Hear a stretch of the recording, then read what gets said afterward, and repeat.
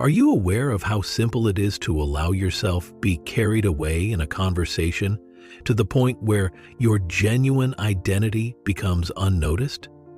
As your identity becomes lost in the din of other people's conversations, this typical occurrence might leave you feeling emotionally drained, overwhelmed, or even emotionally entangled. In the midst of all the chatter, it's important to remember who you are, and today, we'll explore the discipline of self-remembering. You may improve your talks, create stronger relationships, and engage in more meaningful interactions by practicing mindfulness and being in the here and now. Just think about how this could affect your relationships and general health. Keep reading to find out some great pointers that you may use in all of your everyday contacts. When you have the opportunity to change your communication and life experiences, you should take it. Join us on this illuminating path to greater self-awareness by subscribing to our channel. Can you keep your memory straight while you speak? So, the self here does not mean the egoic self, but rather the presence-based self. Can you recall being here with me? And when I say remember, I don't mean a passing idea. The word remember is typically associated with a specific notion that you mention, but this is a more profound recall. Instead of becoming lost in the words, can you keep yourself in mind and get to know yourself? Is there any remaining presence apart from the words? You won't drown in the sea of words because they emerge from it. Developing that skill takes time, but you should make the most of every opportunity when conversing with others. Whenever you get the chance, make the most of it by practicing the art of remembering yourself. You can find yourself engrossed in the flow of words for a while, and then you might snap out of it after a while. When this occurs to people, it's fascinating to see how absorbed they become in what they say and how much they put in it. Because there is an identity in that train of thinking, they frequently become highly immersed, followed by negative feelings. From a spiritual perspective, they are unaware. People who are just now beginning to awaken nonetheless occasionally discover that particular forms of verbal communication cause them to forget themselves. Somewhere in the middle of the rambling on, either immediately after something has happened, or, ideally, while it is occurring, they have a flash of memory. Realizing that you've lost yourself in your disputes is the same as realizing that you've lost your presence. Although it may seem like the presence has vanished, it is actually still there the second you become aware of its absence. There isn't a magic formula for this. Rather, it requires a more natural process of progressively experiencing a decline in self-awareness across shorter and shorter time frames. In order for you to be true to yourself while interacting, I have some advice that could be useful. Whether you're talking to an individual or a small group, there will inevitably be moments when you take the lead and moments when others take the lead. As they talk, you pay attention. When you're listening, you can really bring yourself back into the present moment.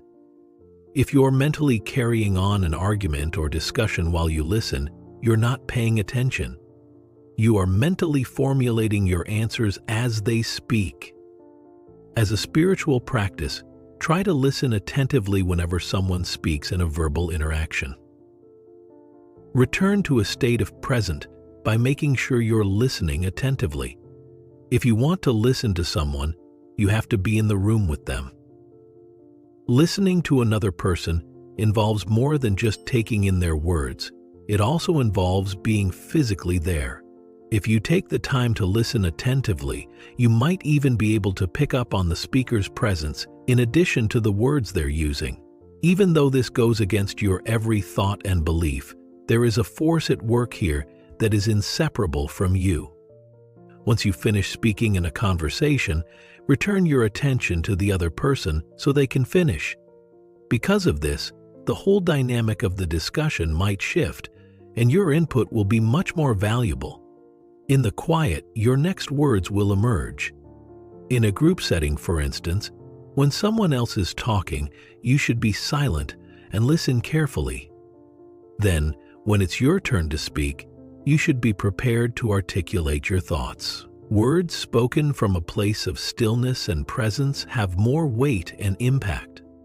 If it's a discussion, you might be able to provide something useful rather than merely stating your opinions. Everything is altered by this. When you find yourself becoming lost in your own thoughts after speaking, it can help to take a moment to breathe and focus on the other person as they speak. When that happens, there will no longer be an issue of correct and incorrect, and the need to always be right will go away. When one's ego isn't involved, it's feasible to conduct a rational conversation with someone who holds radically opposite beliefs. It is possible to voice an opinion without taking it personally. There is a significant disparity. You can have a conversation. A Republican, for instance, can have a conversation with a Democrat without letting their mental identities or positions get in the way. The other person is more than simply a political party. They are a human being. Although they may hold contrasting views, it is important to remember that opinions are just that, opinions. When you stop trying to find yourself in your opinions, you also stop seeing other people's opinions as an extension of who they really are. Their opinion does not define who they are, even if it is irrational and distorted. As a result, the dynamic of the interaction changes dramatically. Even if they may remain an opponent in your eyes, the other person is no longer an enemy of yours. That's just a routine. When engaging in a heated debate or group discussion, some people find that paying attention to their bodies helps them maintain composure and control over the torrent of words that flow out of their mouths. Focus some of your focus on the body's subtle energy field. Having a sense of one's own energy field, what I call inner body awareness, is something most of you are already familiar with. Focus on the living energy within you for a while. This ensures that you are not completely disoriented by the continuous flow of words. Especially in challenging conversations, this might help you stay grounded as you talk. You are probably familiar with the kinds of relationships that might be challenging. They can involve members of your immediate family, those that occur over Thanksgiving dinner, or even those with whom you have a great deal of common history. But of course, there can also be those that are far more strange than the ones that you find. Your work environment, where egos abound, can also be a factor. Focusing on the body's internal energy field might be useful in general, but it might be especially useful when you are about to face a difficult scenario. Pay attention to your breathing as an additional or alternative practice. This works well when coupled with active listening. One of the most direct pathways to self-awareness is paying attention to one's breath, both in and out. They are nearly complementary. Therefore, bring your focus back to your breathing as much as you can while you listen. These are small things you can do if you can't just step back. Over time, you'll discover that you can talk through tough times without utterly fumbling for words. You won't be lost for long, maybe just a few minutes at most. If you let yourself go. The majority of human interactions present opportunities to practice presence, although they are seldom easy. To conclude our investigation of self-remembering, it is evident how this life-altering practice may cause a sea change in your social interactions, resulting in richer, more satisfying dialogues. Being fully engaged in conversations helps you connect with people on a deeper level and improves your communication abilities. A simple yet effective way to stay grounded when listening is to concentrate on your breath. This will help you properly absorb the moment and avoid being engrossed in the words. By committing to this exercise, you can improve your interactions significantly, allowing you to handle difficult conversations with poise and understanding.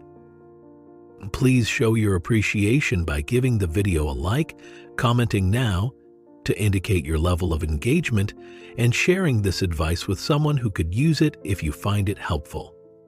If you're looking for more videos to help you become a better person, become more self-aware, and make genuine connections with the people around you, then you should subscribe to our channel.